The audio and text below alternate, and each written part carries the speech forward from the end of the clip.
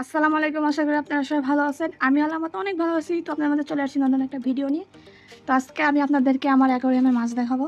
তো দেখতে পাচ্ছেন এটা হচ্ছে আমার মিনি অ্যাকোয়ারিয়াম। বলতে গেলে এটা হচ্ছে ছোট্ট অ্যাকোয়ারিয়াম। তো দেখতে পাচ্ছেন এগুলো হচ্ছে অ্যাকোয়ারিয়ামের মাছ, কি সুন্দর। তো আজকে সকালে এদেরকে খেতে দেই নাই, তো এখন আমি এদেরকে খেতে দেবো। তো দেখতে পাচ্ছেন এটাতে এদের খাবার আছে, তো এটাতে আমি এদেরকে খেতে দেবো। দেখুন, দেখতে পাচ্ছেন কত কিউট আর কত সুন্দর, মাশাআল্লাহ অনেক সুন্দর মাছগুলা। দেখতে পাচ্ছেন তারা খাচ্ছে। তো আমার অ্যাকোয়ারিয়ামের মাছগুলো আগে অন্যরকম মাছ ছিল, পরে এগুলো আমি রাজশাহী থেকে নিয়ে আসছি। যারা আপনারা আমার আগের ভিডিওগুলো দেখছেন, তো ওইখানে আমার অ্যাকোয়ারিয়াম কেনার ভিডিওটা আছে, সম্পূর্ণ ভিডিওটা, তো দেখে আসবেন। তো দেখতে পাচ্ছেন এইভাবে মাছগুলো এখানে রাখা হয়, পানিগুলো চেঞ্জ করে দিতে হয়, না হলে মাছের সমস্যা হয়।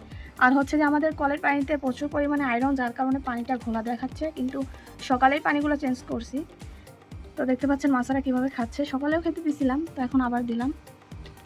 আর এখানে দেখুন অক্সিজেনের জন্য এখানে ব্যবস্থা করা আছে।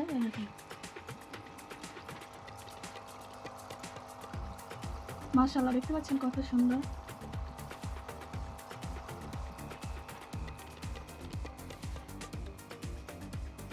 তো এটা হচ্ছে আমার মাছের অ্যাকোয়ারিয়াম। তো কাদের কাদের বাসায় মাছের অ্যাকোয়ারিয়াম আছে তারা অবশ্যই কমেন্টে জানাবেন।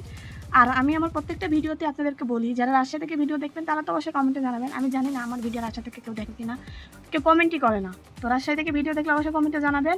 আর এছাড়া অন্যান্য যারা যেখান থেকে ভিডিও দেখেন তারা অবশ্যই কমেন্টে জানাবেন যে আমি এই জেলা থেকে আপনার ভিডিও দেখি, ভালো কি মন্দ। আপনাদের যে মতামত আছে ওটা কমেন্টে জানাই দিবেন। তো আল্লাহ হাফেজ, ভালো থাকবেন। আর মাছগুলো আপনাদের কাছে কেমন লাগছে অবশ্যই কমেন্টে জানাবেন। দেখুন।